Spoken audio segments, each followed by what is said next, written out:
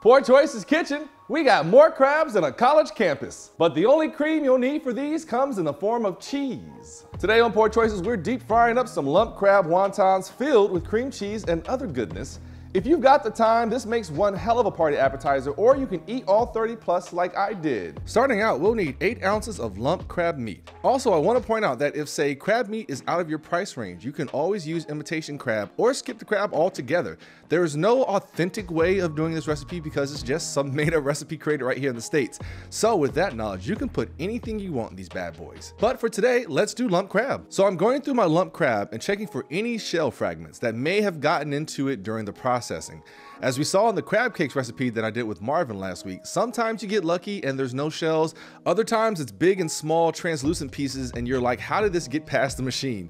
So get you a fork and just carefully go through a little bit at a time, removing anything that doesn't look like the crab meat itself. I know it's tedious, but you don't want yourself or any guest having to spit out these pieces.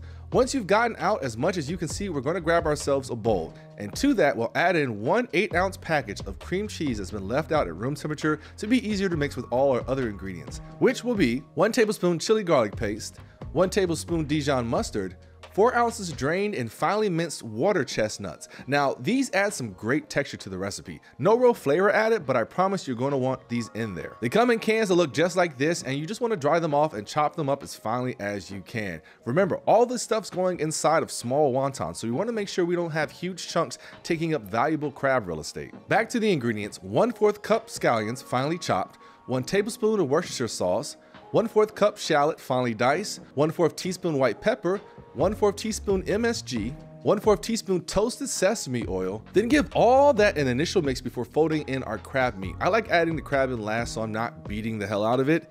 Mix and taste, and yes, you can taste this now. The crab is cooked already and everything else is good to go. See if you want to add anything else, because remember, this is whatever you want it to be. I decided to add in 1 teaspoon of white sugar and 1 teaspoon of light soy sauce to the final mix. And of course, salt and pepper to taste. Then I'll cover this with some plastic wrap and let it sit in the fridge for at least an hour, but it can go overnight. This will give it time to let all those flavors meet each other. While that goes, let's make a quick dipping sauce. I've got 2 tablespoons of chili garlic paste from earlier, 3 tablespoons of rice wine vinegar, 1 tablespoon of water, 2 tablespoons of ponzu sauce, or you could use soy sauce, 2 teaspoons of white sugar, and 2 tablespoons of honey. Give that a mix and that's your dipping sauce. Of course, give it a taste and see how it goes. Maybe you want to add more honey or add more chili. It's all up to you. Now that it's been our hour, we can start the fun, tedious part. Wrapping all these bad boys, or girls, they can be bad girls too. So get you a stack of wonton papers out. I got these in one of the refrigerator sections at my grocery store. This recipe makes like 30 plus wontons, by the way. That wasn't just a random joke in the opening, which is what makes this so perfect for a party. So get you a cup or something where you can mix 1 egg and a splash of water together.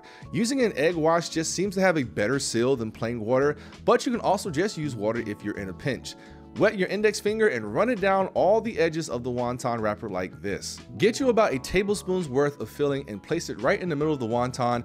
Try not to go overboard at first until you get a feel for how much filling you can successfully get inside each one of these. You don't want to overdo it and then the wontons burst open in your frying oil. Then I pinch one side together like this, followed by pinching the opposite side, kind of like you're attempting to fold a towel or one of those annoying ass fitted sheets. And then I bring in the 2 pinch points to the center and push together.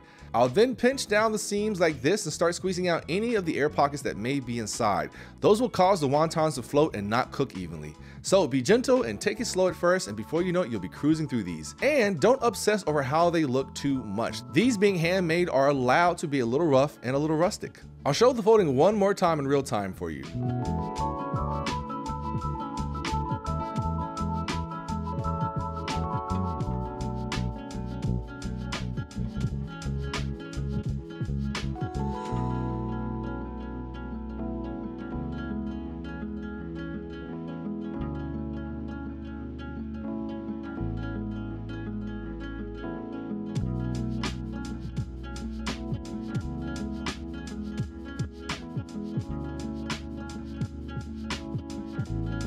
And as you do the rest, it's good to put a damp towel over them so you don't dry them out while you're finishing the whole batch. Do this until they're all done or you've done as many as you can tolerate.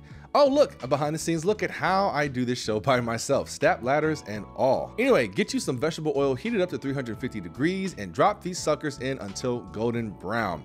You may have to move them around a bit in the oil, flip them over if they still had some air pockets in them. Just keep an eye on them because you don't want them to burn. Remember, the filling is all good to eat. We just need the outside cooked now. After a few minutes, get them out of the oil and onto a cooling rack and finish your batches. You can also set your oven to 200 degrees and keep the finished ones warm in there until it's time to serve them all. But that's it, crab wontons. And as I said up top, you can leave the crab out or substitute imitation crab or lobster or whatever you want. I actually want to try a Cajun version of this and see how that comes out. So enjoy this treat. And as always, this is Poor Choices Kitchen. Hey, we have a Patreon link down in the description. $1 a month is all we ask for. Help support this channel and these recipes in these here inflated times. And I would love to actually hear some of your ideas for stuffing things into these wontons because honestly, they're so versatile and I bet they're all going to be delicious.